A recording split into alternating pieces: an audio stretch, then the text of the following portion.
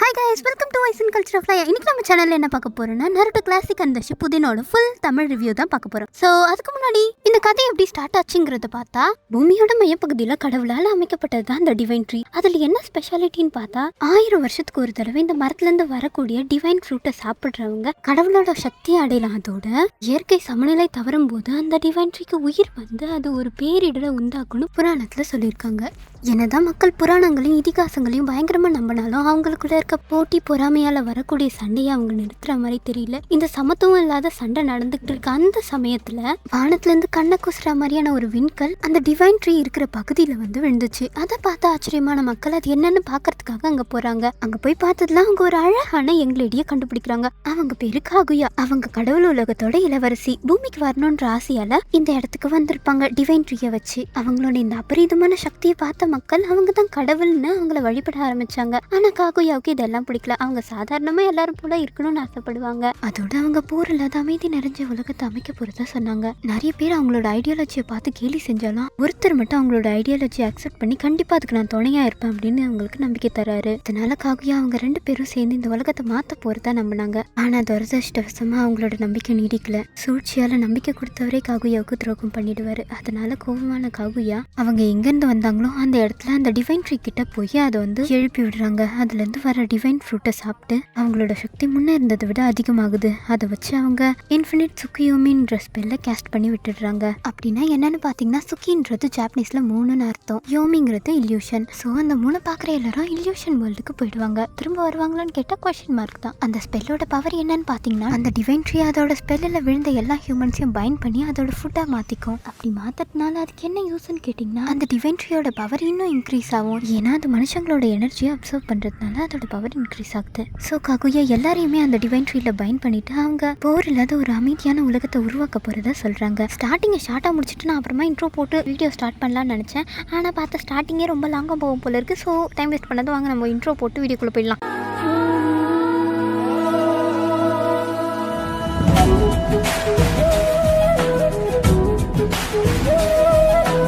காலங்களும் போகுது. காகுயாவுக்கு 2 பசங்க பிறகுறாங்க. ஒருத்தர் பேரு ஹாகுராமா, இன்னொருத்தர் பேரு ஹாமுரா. இவங்க 2 பேருக்கும் காகுயா அவங்களோட சக்கராவை கொடுக்குறாங்க. சக்கரானா என்னன்னு கேட்டீங்கன்னா, கடவுளுக்கு இருக்கக்கூடிய அந்த அசத்தலான சக்தி. என்னதான் காகுயா ஆரம்பத்துல உலகத்தோட அமைதிக்காக அந்த டிவைன் ட்ரீயை எழுப்பி இருந்தாலும் போக போக அதோட பவர்ஸை பார்த்து அட்ராக்ட் ஆகி அப்பாவி மக்களை ரிச்சுவலுங்கிற பேர்ல டிவைன் ட்ரீல பைண்ட் பண்ணி அவங்களோட பவர்ஸை அதிகமாக்கிட்டாங்க. ஆனா இது எதுவும் அவங்க 2 பசங்களுக்கும் ஊர்ல இருக்க யாருக்கும் தெரியாத பாத்துக்கிட்டாங்க. ஆனா ஒரு கட்டத்துக்கு மேல இந்த கசப்பான உண்மைகள்லாம் அவங்களோட பசங்களுக்கு தெரிய வருது. இது இப்படியே போச்சுன்னா சரி வராதுன்னு சொல்லிட்டு அவங்களோட அம்மாவை சீல் பண்றதுக்காக திட்டம் போட்டுக்கிட்டு இருக்காங்க. ஆனா இவங்களுக்கு தெரிஞ்ச விஷயத்த காகுயாவுக்கு தெரியாத பாத்துக்கிறாங்க. ஏன்னா காகுயா ஒரு காட். அதோட இவங்க 2 பேரும் அவங்களோட சக்கரா தான் ஷேர் பண்றாங்க. அது மட்டும் இல்லாத என்னதான் காகுயாவோட சக்கரா இவங்களுக்குள்ள இருந்தாலே இவங்களால காகுயாவை டைரக்டா காம்பேட் பண்ண முடியாது. ஏன்னா கடவுளுக்கு எந்தவித உணர்ச்சியும் வலியும் இருக்காது. ஆனா அவங்களுக்கு எல்லா எமோஷன் அண்ட் பெயினோட எக்ஸ்பீரியன்ஸ் இருக்கும். பட் ஹாகுராமா அண்ட் ஹாமுராவுக்கு 2மே இருக்காது. ஏன்னா அவங்க பாதி மனுஷங்க பாதி கடவுள். அவங்க 2 பேரும் முழு காடா மாறினா மட்டும்தான் காகுயாவை நேருக்கு நேரா காம்பேட் பண்ண முடியும். இந்த மாதிரி இருக்கும்போது ஹாகுராமா எப்படி அவங்க லெவலில் மேட்ச் பண்ணுறதுன்னு யோசிச்சுட்டு இருக்காரு.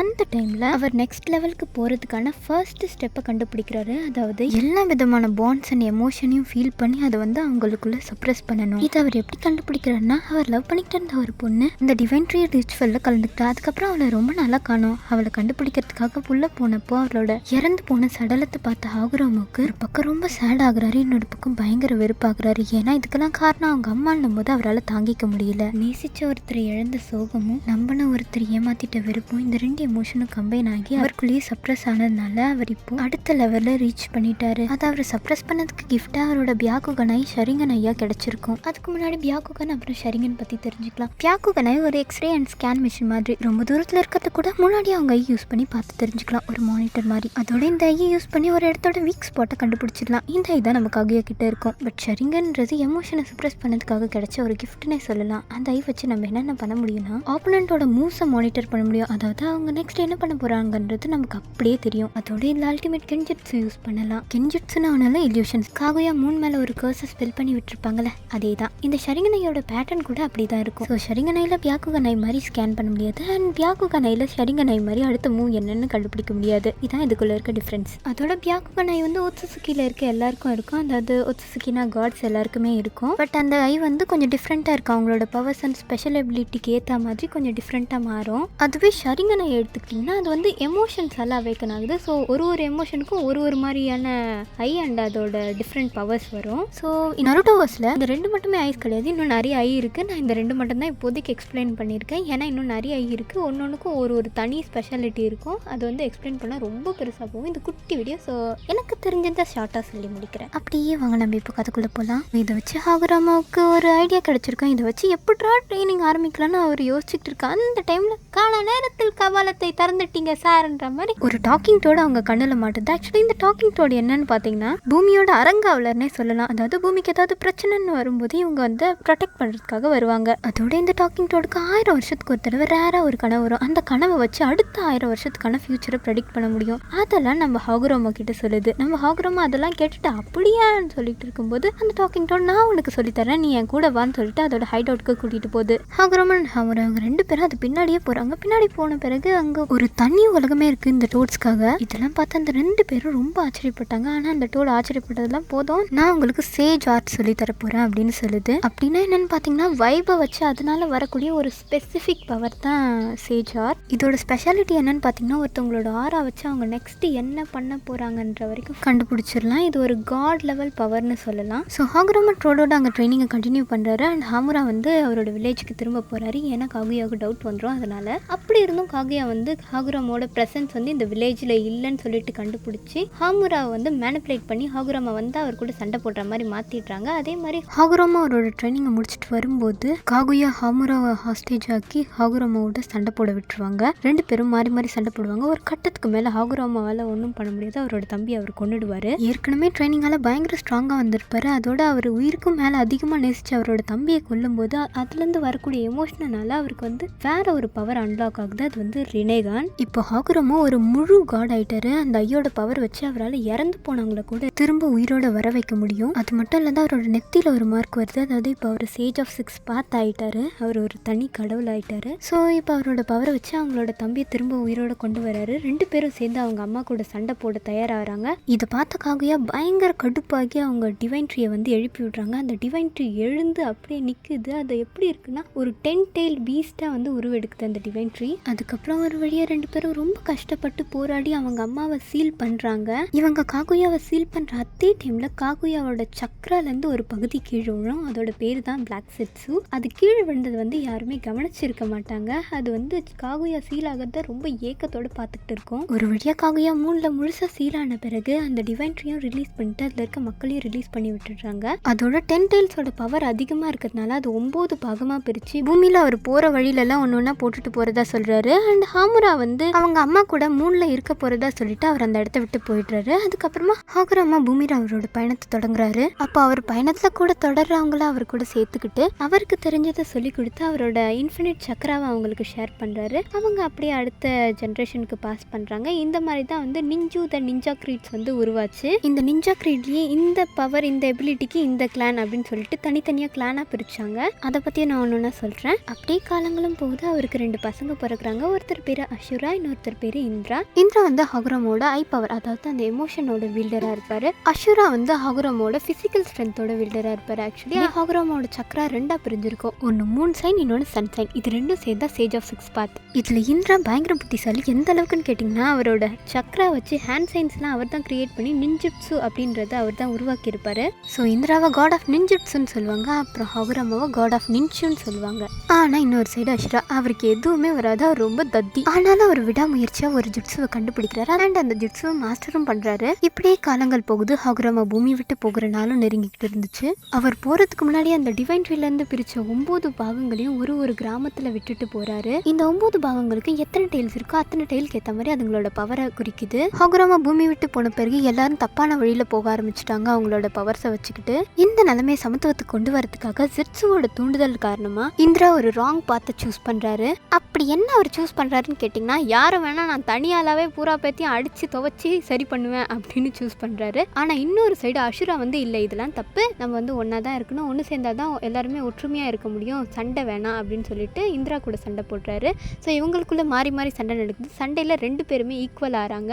ஏன்னா ஒருத்தர்கிட்ட டெயில் பீஸ்டோட பவர் இருக்கும், இன்னொருத்தர்கிட்ட வந்து எமோஷனல் பவர் இருக்கும். ஆனால் 2 பேர்கிட்டயுமே ஹாகுராமாவோட பவர் இருக்கும். ஆனால் இந்த பேட்டலில் வந்து அஷுரா தான் ஜெயிக்கிறாரு. ஏன்னா அவர் ஒற்றுமைக்காக போராடி எல்லாருக்கூடையும் கூடயும் ஒற்றுமையா நின்று ஜெயிச்சிருப்பாரு. பட் இன்னொரு சைடு இந்திரா வந்து அவர் தனியா போராடினதுனால தோத்துருப்பாரு. ஆனா அதை அவர் ஒத்துக்காது. நான் எத்தனை ஜென்மம் எடுத்தாலும் திரும்பவும் இதுக்காக வந்து போராடுவேன் அப்படின்னு சொல்றாரு. இதை கேட்டு கடுப்பான அசுரா வந்து நீ எத்தனை ஜென்மம் எடுத்தாலும் நானும் அத்தனை ஜென்மத்துக்கு கூட வந்து உங்க கூட சண்டை போட வேண்டாம் அப்படின்னு சொல்றாரு. ஸோ இந்திராவோட சந்ததியினரை வந்து உச்சிஹாஸ்னும் அசுராவோட சந்ததியினரை செஞ்சூஸ்னும் பிரிக்கிறாங்க. உச்சிஹாவோட பவர் அப்புறம் செஞ்சுவோட பவர் இது ரெண்டும் இணையும் போது ரினேகன் அவைக்கன் ஆகுது. அந்த ரினேகனை வச்சு டிவைன் ட்ரீயை எழுப்ப முடியும். ஆனா அதுக்கு முன்னாடி டிவைன் ட்ரீல இருந்து பிரிஞ்ச அந்த 9 பாகத்தையும் டிவைன் ட்ரீல ஒன்னு இணைக்கணும். அப்படி இணைச்சா மட்டும்தான் காகுயாவை அன்சீல் பண்ண முடியும். காகுயாவோட வருகைக்காக செட்ஸு போட்ட சூழ்ச்சியில மாட்டிக்கிட்ட இந்திராவும் அசுராவும் அவங்களுக்குள்ள நடந்த போர் அப்படியே அடுத்த ஜென்ரேஷனுக்கும் தொடர்ந்துச்சு. இதனால நிறைய அப்பாவி மக்கள் பாதிக்கப்பட்டாங்க. அதோட ஹகுரோமா விட்டுட்டு போன டெய்ல்டு பீஸ்ட் எல்லாம் மனுஷங்களுக்குள்ள செலுத்தி அதை ஒரு ஆயுதமா யூஸ் பண்ண ஸ்டார்ட் பண்ணாங்க. அந்த மாதிரி இருக்கிற மனுஷங்களை ஜிஞ்சூரிக்கின்னு சொல்லுவாங்க. ஒரு பக்கம் சூழ்ச்சின்னு ஒரு பக்கம் அமைதிக்கான போர். இந்த ரெண்டு குழப்பத்துக்கும் நடுவுல ஒரு திருப்பு முனையா பிறக்கிறவன் தான் நருட்டோ. இன்னொரு பக்கம் இதே போரால எல்லாத்தையும் இழந்து உலகத்து மேல வெறுப்பு உணர்ச்சி இருக்கிறவன் தான் சசுகே உச்சிஹா. இவங்க ரெண்டு பேருக்குள்ள நடக்கிற ஒரு தனிப்பட்ட போர். இவங்க ரெண்டு பேரும் வேற யாரும் கிடையாது, இந்திரா அண்ட் அசுராவோட ரீஎன்கோஆர்டினேஷன் தான். அதாவது இவங்க அவங்களோட 3வது தலைமுறைன்னு சொல்லலாம். இவங்களுக்குள்ள நடந்த சண்டை முடிவுக்கு வந்துச்சா இல்லையா? அதுக்கு முன்னாடி 2002 இருந்து 2007 வரைக்கும் வந்த ஜாப்பனீஸ் அனிமி சீரீஸான நருட்டோ கிளாசிக்கோட ஸ்டோரியை பார்ப்போம். நருட்டோ கிளாசிக்ல மொத்தமா 220 எபிசோடு இருக்கு. ஒரு எபிசோடு தரமா இருக்கும். கதையோட ஸ்டார்டிங்ல லேண்ட் ஆஃப் ஃபயர்ல அமைஞ்சிருக்க ஹிடன் லீஃப் வில்லேஜ்ல ஒரு அட்டாக் நடக்குது. அந்த அட்டாக் வந்து எதை வச்சு நடக்குதுன்னா ஹகுரோமா விட்டுட்டு போன அந்த டெய்ல்டு பீஸ்ட்ல 9 டெய்ல்ஸான பயங்கர பவர்ஃபுல்லான ஒரு டெய்ல் பீஸ்ட் வச்சு ஹிடன் லீஃப்ல அட்டாக் நடக்குது. இந்த அட்டாக் மாஸ்க் போட்ட ஒரு மிஸ்ட்ரி மேனால நடக்குது. அதோட அந்த 9 டெய்ல்ஸால ஊர்ல பயங்கரமா சேதாரம் நடக்குது. கிட்டத்தட்ட ஒரு குடும்பத்துல ஒரு இழவு விழுந்துச்சுன்னு சொல்லலாம். அந்த அளவுக்கு பெரிய சேதாரம். பட் எப்படியோ ஒரு வழியா அந்த 9 டெய்ல்ஸை கண்ட்ரோல் பண்ணி ஒரு குழந்தையோட உடம்புல சீல் பண்ணிடுவாங்க. ஆனா அந்த 9 டெய்ல்ஸ் அட்டாக் அப்புறம் அந்த கிராமம் முழுசா ரெக்கவர் ஆகிறதுக்கு பல வருஷம் எடுத்துக்கிச்சு. ஏன்னா அந்த 9 டெய்ல்ஸ் அட்டாக்கால நிறைய சேதாரமும் உள்ளூர்ல நிறைய குழப்பமும் வந்துச்சு. அதோட இன்னொரு பக்கம் இந்த அட்டாக்கை யார் நடத்தி இருப்பான்னு கண்டுபிடிக்க ஆளுங்களை அனுப்புறாங்க. ஆனா நருட்டோ கிளாசிக்ல அது ஒரு மிஸ்ட்ரியாவே முடியும். ஸோ இந்த 9 டெய்ல் அட்டாக்கால பாதிக்கப்பட்டு குடும்பத்தை இழந்தவங்க அப்புறம் அவங்களோட வெறுப்பு எல்லாம் 9 டெய்ல்ஸை சீல் பண்ணப்பட்ட அந்த குழந்தை மேல திரும்பிடுச்சு. அவனுக்கு இதை பத்தி எதுவும் தெரியாது. அதோட இது அவனோட பொறுப்பும் கிடையாது. இருந்தாலும் ஒரு வேளை அவன் மூலியமா அது இன்னொரு டைம் வெளியே வரும்ன்ற பயத்துல நிறைய பேர் இருந்தாலும் அவனை வெறுத்து ஒதுக்குன சில பேரும் இருந்தாங்க. அதனால அவன் எப்பவுமே தனியா தான் இருப்பான். அதோட அவனுக்கு அம்மா அப்பா யாரும் கிடையாது. ஃப்ரெண்ட்ஸ் ஆச்சு இருப்பாங்களேன்னு பார்த்தா அவங்களும் இவனை பார்த்து பயந்து ஓடுறாங்க. இவனோட டீச்சர்ஸ் இவனை ரொம்ப வெறுத்து ஒதுக்குவாங்க. இந்த சிச்சுவேஷன்ல வளரவன் தான் நருட்டோ. இவன் மற்றவங்களால இவ்வளோ ஸ்ட்ரகிள் பண்ணாலும் யார் மேலேயும் வெறுப்பை வளர்த்துக்காத. கண்டிப்பா ஒரு நாள் ஃபியூச்சர்ல இவங்க எல்லாரும் என்னை ஏத்துப்பாங்கன்ற நம்பிக்கையோட சிரிச்சுக்கிட்டே எல்லாருக்கூடையும் பழகுறான். அதோட எல்லாரும் மதிக்கிற அளவுக்கு ஒரு சிறந்த ஹொக்காகே ஆவன் அவன் ஒரு ஆம்பிஷன் வச்சிருக்கான். அது என்ன ஹொக்காகே அப்படின்னு கேட்டீங்கன்னா அதுக்கு ஒரு கதை இருக்கு. இந்த இந்திரா அசுரா சண்டையில பிரிஞ்ச 2 கிளான், ஒன்று உச்சிஹா இன்னொன்று செஞ்சு, அதாவது அவங்களோட சந்ததியினர். இவங்களுக்குள்ள வழக்கம் போல சண்டை நடந்துகிட்டே இருந்துச்சு. இதனால நிறைய உயிரிழப்புகள் இருந்துச்சு. அதோட இவங்களுக்குள்ள இருந்த பகை இன்னும் அதிகமா வளர்ந்துச்சு. அந்த டைம்ல 2 கிளான்ல இருந்து ஒருத்தவங்க ஃப்ரெண்ட்ஸ் ஆறாங்க. இவங்க சின்ன வயசுல இருந்தே ஃப்ரெண்ட்ஸா இருக்க மாதிரி மிச்சம் எல்லாரும் இவங்கள மாதிரி ஆகணுன்றதுக்காக பல போராட்டத்துக்கு அப்புறம் பேசி முடிச்சு எப்படியும் ஒன்று சேர்த்துடுறாங்க. அவங்கள மாதிரி இருக்க இன்னும் நிறைய கிளான்ல இருக்கவங்கள அதே மாதிரி சமத்துவத்துக்கு கொண்டு வராங்க. கொண்டு வந்து ஒன்று தத்திட்டு இவங்க எல்லாரும் ஒரு இடத்துல இருக்கணும், அதுக்கு நிலையான ஒரு இடம் வேணும்னு சொல்லிட்டு ஒரு கிராமத்தை அமைக்கிறாங்க. அந்த கிராமம் தான் ஃபயர்லேண்ட்ல இருக்க ஹிடன் லீஃப் வில்லேஜ். ஸோ இந்த கிராமத்தை அமைச்ச ஹஷிராமா செஞ்சு தான் இந்த கிராமத்தோட ஃபர்ஸ்ட் ஹொக்காகே, அதாவது ஃபர்ஸ்ட் லீடர். இவர் கூட சப்போர்ட்டிவா இருந்த மாத்ரா உச்சிஹா இந்த கிராமத்தோட கோ லீடர், அதாவது ஷேடோ ஹொக்காகே. இவங்க 2 பேரும் இந்த கிராமத்தை எப்படி அமைக்கிறாங்கன்னா இவங்களோட அடுத்த ஜென்ரேஷனும் இவங்கள மாதிரியே ஃப்ரெண்ட்ஷிப்பா இருக்கணுன்றதுக்காக அவங்களோட பவர்ஸ் எல்லாம் எப்படி ஒரு சீரா மெயின்டைன் பண்ணணும்னு சொல்லி கொடுக்குறாங்க. அதோட இவங்களுக்குள்ள வேற்றுமையை பார்க்கக்கூடாதுன்ற காரணத்தினால ஒரு டீம் ஃபார்ம் பண்ணி அவங்கள ஒன்னா ப்ராப்ளமை ஃபேஸ் பண்ண விடுவாங்க. இதுக்காக நிஞ்சா அகாடமின்னு ஒன்று உருவாக்குறாங்க. அகாடமி முடிச்சுதான் அவங்க கெனின் ஆவாங்க. அதாவது அவங்க இருக்க பொசிஷனோட அடுத்த லெவல். இந்த லெவல்ல வந்து அவங்க ஒரு ஜோனினுக்கு கீழே ஒரு டீமா இருப்பாங்க. இதோட அடுத்த லெவல் வந்து சுனின்னு அவங்க ஒரு டீம் எடுத்து லீட் பண்ணலாம். அதோட அடுத்த லெவல் வந்து ஜோனின். இதெல்லாம் தாண்டி யார் ஒருத்தர் சமத்துவமா லீட் பண்றாங்களோ அவங்கள ஹொக்காகேவா தேர்ந்தெடுப்பாங்க. ஸோ உங்களுக்கு இப்போ இதை பத்தி ஒரு அண்டர்ஸ்டாண்ட் வந்திருக்கும்னு நினைக்கிறேன். இந்த மாதிரி சிச்சுவேஷன்ல நருட்டோ வந்து அவரோட அகாடமி இயரை கம்ப்ளீட் பண்றாரு. பட் அவரோட அகாடமி இயரை கம்ப்ளீட் பண்ணும்போது அவருக்கு கூட படிச்ச எல்லாருக்கும் அவங்களோட பேரண்ட்ஸ் வந்து விசிட் பண்றாங்க. ஆனா அவருக்குன்னு யாருமே வரல. அதனால கொஞ்சம் சேட் ஆகுறாரு. ஆனாலும் மனசை தளர விடாத, ஒரு நாள் கண்டிப்பா எல்லாரும் நமக்காக வருவாங்க அப்படின்னு நம்புறாரு. அகாடமி முடிச்சுட்டு இவர் கெனின் ஆகுறாரு. இவர் கெனின் ஆனது இவருக்குன்னு ஒரு டீம் அமையுது. இவருக்குன்னு ஒரு பாண்ட் ஒன்று கிரியேட் ஆகுது அந்த டீமோட. அண்ட் அவங்க அவங்களோட இவரோட ஜேர்னியும் ஸ்டார்ட் ஆகுது. அப்புறம் அடுத்த லெவலுக்கான சுனின் எக்ஸாமும் வருது. அதுலேருந்து ஒரே கலவரமும் குழப்பமும் நடக்குது. ஏற்கனவே இந்த கிராமத்தை விட்டு தப்பிச்சு போன ஒரு ரோக் நிஞ்சா அந்த கிராமத்துக்கு திரும்ப வந்து பயங்கர பிரச்சனை பண்ணுவார். அதோட எப்பவும் தத்தியாக இருந்த நருட்டோட சடன் க்ரோத்தை பார்த்து சாசுகே ரொம்ப பொறாமப்படுவார். அவங்க கூட சண்டைக்கு போவார். ஆனால் நருட்டோக்கு சாசுகே கூட சண்டை போட்டதில் சுத்தமாக இஷ்டம் இருக்காது. ஏன்னா நருட்டோக்கு கிடைச்ச ஃபர்ஸ்ட் பாண்ட் சாசுகே தான். அதோட நருட்டோவை பொறுத்தவரை சாசுகேவும் அவரோட டீமும் தான் அவரோட ஃபேமிலி. ஆனால் சாசுகே இதெல்லாம் புரிஞ்சுக்காத இந்திரா மாதிரி ராங் பார்த்து சூஸ் பண்ணி அந்த ரோக் நிஞ்சா கூட தப்பிச்சு போயிடுவார். அவரை திரும்ப கூட்டிட்டு வரதுக்காக நருட்டோ ஒரு பின்னாடியே போவார். நருட்டோக்குள்ள இருக்க அந்த 9 டெயில்ஸை கேப்சர் பண்ணுறதுக்காக அக்காட்சுகின்னு ஒரு ஆர்கனைசேஷன் நருட்டோ பின்னாடி போவோம். நருட்டோவை ப்ரொடெக்ட் பண்ணுறதுக்காக ஹிடன் லீஃப் வில்லேஜ்லேருந்து ஒரு ஸ்ட்ராங்கான ஷினோபி அனுப்புவாங்க. நருட்டோவும் அவர் கூட சேர்ந்து ப்ராக்டிஸ் ஆரம்பிப்பார். அவரை ப்ரொடெக்ட் பண்ணிட்டு சாசுகேவை திரும்ப கிராமத்துக்கு கூட்டிட்டு வரணுன்றதுக்காக. அப்படி நருட்டோ கிளாசிக்கும் முடிஞ்சு ஷிப்புதேன் ஸ்டார்ட் ஆகுது. இது 2007 2017 வரைக்கும் வந்திருக்கு. இதில் மொத்தமாக 720 எபிசோட்ஸ் இருக்கு. அண்ட் இதில் மேஜர் ரோல் பண்ண போகிறது அக்காட்சுகின்ற ஒரு ஆர்கனைசேஷன். இவங்கெல்லாம் யாருன்னா ஒரு கிராமத்துல இருந்து தப்பிச்சு போன ரோக் நிஞ்சாஸ். இவங்கெல்லாம் என்ன பண்ணுறதுன்னு தெரியாத முழிச்சுக்கிட்டு இருக்கும்போது இவங்களை ஒரு டீமாக ஃபார்ம் பண்ணி எல்லா டெயில் பீஸ்டையும் கலெக்ட் பண்ணி சொல்லி அனுப்பியிருப்பாங்க. அதோட உலகத்துக்கு இந்த டீமாலாம் அமைதி கிடைக்க போகுதுன்னு சொல்லிட்டு ஹிடன் லீஃப்ல 9 டெயில்ஸை கிளப்பி விட்ட மாஸ்க் மேன் தான் இந்த டீமை வந்து லீட் பண்ணுவார். அண்ட் இவங்க ஆல்மோஸ்ட் எல்லா டெயில் பீஸ்டையும் பிடிச்சிருப்பாங்க எக்ஸப்ட் 8 டெயில் அண்ட் 9 டெயில் தவிர. ஸோ ட்ரைனிங்கை முடிச்சுட்டு திரும்ப கிராமத்துக்கு வந்த நருட்டோ இது எல்லாத்தையும் எப்படி ஃபேஸ் பண்ணாரு, ஒரு அக்காட்சுகி மெம்பரையும் எப்படி காலி பண்ணாரு, அதுக்கப்புறம் அவருக்காக ஆரம்பிச்ச 4th கிரேட் நிஞ்சா வாரை எப்படி முடிச்சாரு. அந்த நிஞ்சா வாரில் ஆக்சுவலி அமைதி கிடைக்கல, அதுக்கு பதிலாக காகுயாவோட கம்பேக் தான் கிடைச்சிச்சு. அப்போ தான் எல்லாரும் ரியலைஸ் பண்ணுறாங்க அவங்க இவ்வளோ நாள் டெயில் பீஸ்ட் வந்து சேர்த்தது எல்லாமே உலகத்தோட அமைதிக்கு கிடையாது, இந்த மாதிரி ஒரு கிரியேச்சரோட கம்பேக்காக தான். இது வந்து எல்லாமே ஜெட்ஸுவோட பிளான் தான் அப்படின்னு சொல்லிட்டு அவங்களுக்கு தெரிய வருது. ஜெட்ஸு பற்றியும் அப்போ தான் அவங்களுக்கு தெரியவே வருது. இந்த சிச்சுவேஷனில் சாசுகேவும் கிராமத்துக்கு திரும்ப வந்து நருட்டோ சைடு நிற்கிறாரு. நருட்டோவும் அவரோட டீமும் ஃபுல் ஃபோர்ஸோட காகுயாவை சீல் பண்ணுறாங்க. சீல் பண்ணிட்டு நருட்டோவும் சாசுகேவும் இந்திரா அஷுராவோட பேட்டில் முடிக்கிறாங்க. இந்த டைம் இந்திரா அஷுராவோட வேர்ட்ஸ் எல்லாத்தையும் ஏற்றுக்கிட்டு எல்லாமே சுமூகமாக முடிஞ்ச அந்த டைமில் ரொம்ப நாளாக காகுயாவை காணோன்னு சொல்லிட்டு ஓட்சுசுகி மெம்பர்ஸ் எல்லாரும் காகுயாவை தேடிட்டு பூமியை விசிட் பண்ணுறாங்க. இதுலேருந்து Boruto next generation of Naruto start ஆகும். ஸோ எனக்கு தெரிஞ்ச வரைக்கும் நான் ரொம்ப ஷார்ட்டாக சிம்பிளாக நருட்டோட ஸ்டோரியை சொல்லி முடிச்சிட்டேன். பட் நான் இதில் தேவையான இன்ஃபர்மேஷன்ஸ் மட்டும்தான் சொல்லியிருக்கேன். ஆனால் இதில் நிறைய கேரக்டர்ஸ் இருக்குது, நிறைய கிளான்ஸ் இருக்குது. ஒன்று பற்றி எக்ஸ்பிளைன் பண்ணால் வீடியோ ரொம்ப பெருசாக போகும், அப்புறம் உங்களுக்கு காது வலிக்க ஆரம்பிச்சிடும். ஸோ நான் வீடியோவை ஷார்ட்டாக முடிச்சுக்கிறேன். ஸோ நருட்டோ வந்து ரொம்ப மோட்டிவேஷனான அனிமி. இந்த கதையில் வந்து எதுவுமே இல்லாத இருக்கிறவன் எப்படி அவனுக்காக எல்லாத்தையுமே உருவாக்கிக்கிறான் அப்படின்றத பற்றி தான் காமிச்சிருப்பாங்க. அதோட இதெல்லாம் அச்சீவ் பண்ணுறதுக்காக அவன் ஃபேஸ் பண்ண ஸ்ட்ரகிள் இதெல்லாமே கிளியராக காமிச்சிருப்பாங்க. அதுக்கப்புறம் ஒரு கேரக்டருக்கும் ஒரு பேக் ஸ்டோரி வச்சு அது ஒரு பேக் ஸ்டோரிக்கும் ஒரு மீனிங்ஃபுல்லான மெசேஜை நமக்கு சொல்லியிருப்பாங்க. எல்லாமே அவ்வளோ சூப்பராக இருக்கும். அதோட ரொம்ப இன்ஸ்பைரிங்காகவும் இருக்கும். நீங்கள் ஏற்கனவே நருட்டோ பார்த்தவங்களா இருந்தால் உங்களை இன்ஸ்பயர் பண்ண கேரக்டர் எதுன்னு மறக்காத கமெண்ட்டில் சொல்லிடுங்க.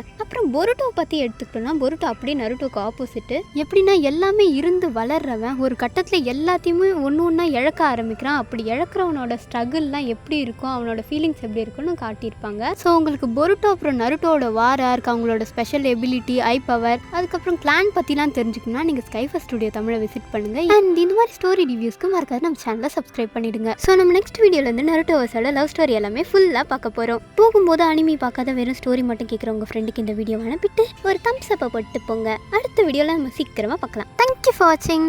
Bye bye.